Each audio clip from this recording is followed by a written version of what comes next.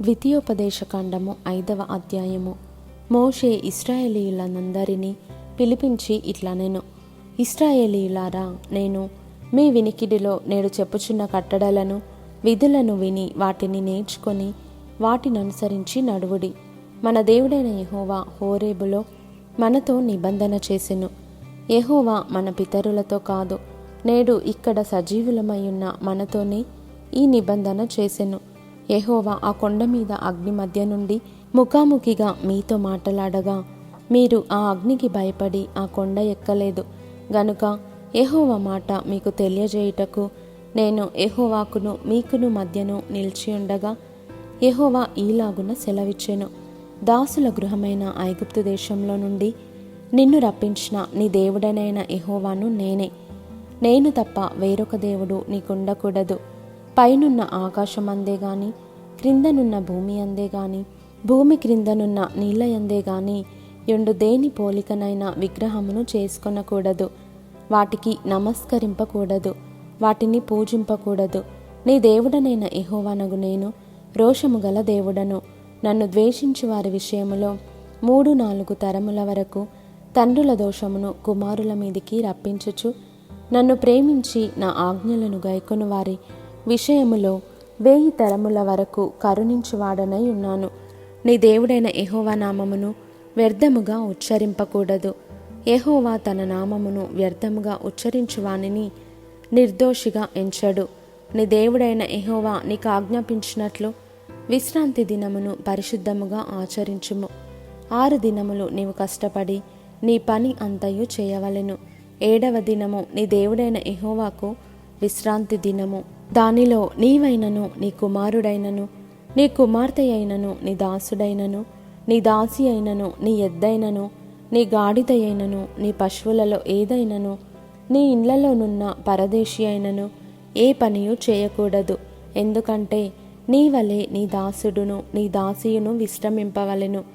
నీవు ఐగుప్తు దేశమందు దాసుడవై ఉన్నప్పుడు నీ దేవుడైన యెహోవా బాహుబలము చేతను చాచిన చేతి చేతను నిన్ను అక్కడ నుండి రప్పించునని జ్ఞాపకము చేసుకొనుము.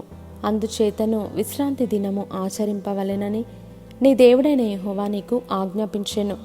నీ దేవుడైన యెహోవా నీకు అనుగ్రహించు దేశములో నీవు దీర్ఘాయుష్మంతుడవై నీకు క్షేమము కలుగునట్లు నీ దేవుడైన యెహోవా నీకు ఆజ్ఞాపించినలాగున నీ తండ్రిని నీ తల్లిని సన్మానింపుము.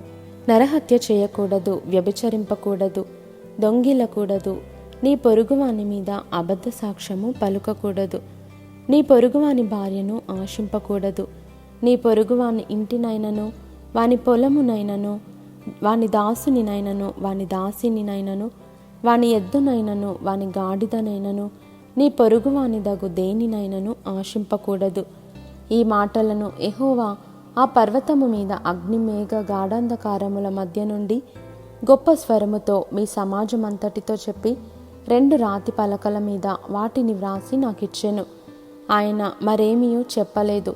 మరియు ఆ పర్వతము అగ్ని వలన మండుచున్నప్పుడు ఆ చీకటి మధ్య నుండి ఆ స్వరమును విని మీరు అనగా మీ గోత్రముల ప్రధానులను మీ పెద్దలను నా యొద్దకు వచ్చి మన దేవుడైన యెహోవా తన ఘనతను మహాత్మ్యమును మాకు చూపించెను.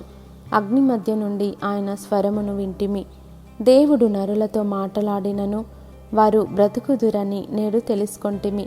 కాబట్టి మేము చావనేలా ఈ గొప్ప అగ్ని మమ్మును దహించును. మేము మన దేవుడైన యెహోవా స్వరము ఇక వినిన ఎడల చనిపోదుము. మా వలె సమస్త శరీరులలో మరి ఎవడు సజీవుడైన దేవుని స్వరము అగ్ని మధ్య నుండి పలుకుట విని బ్రతికెను? నీవే సమీపించి మన దేవుడైన యెహోవా చెప్పునది యావత్తు వినుము. అప్పుడు మన దేవుడైన యెహోవా నీతో చెప్పినది యావత్తు నీవే మాతో చెప్పిన ఎడల మేము విని దాని గైకొందుమని చెప్పితిరి. మీరు నాతో మాట్లాడినప్పుడు యెహోవా మీ మాటలు వినెను. అప్పుడు యెహోవా నాతో ఈలాగు సెలవిచ్చెను, ఈ జనులు నీతో చెప్పిన మాటలు నేను వినియున్నాను. వారు చెప్పినదంతయు మంచిదే.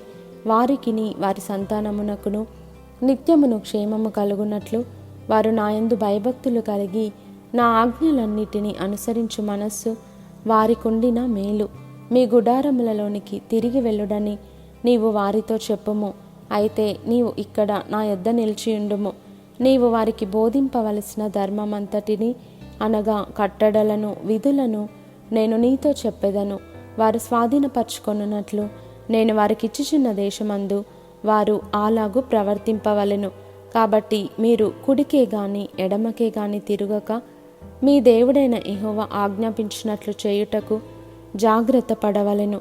మీరు స్వాధీనపరచుకొనబోవు దేశములో మీరు జీవించుచు మేలు కలిగి దీర్ఘాయుష్మంతులమగునట్లు మీ దేవుడైన యెహోవా మీకు ఆజ్ఞాపించిన మార్గములన్నిటిలో నడుచుకొనవలెను.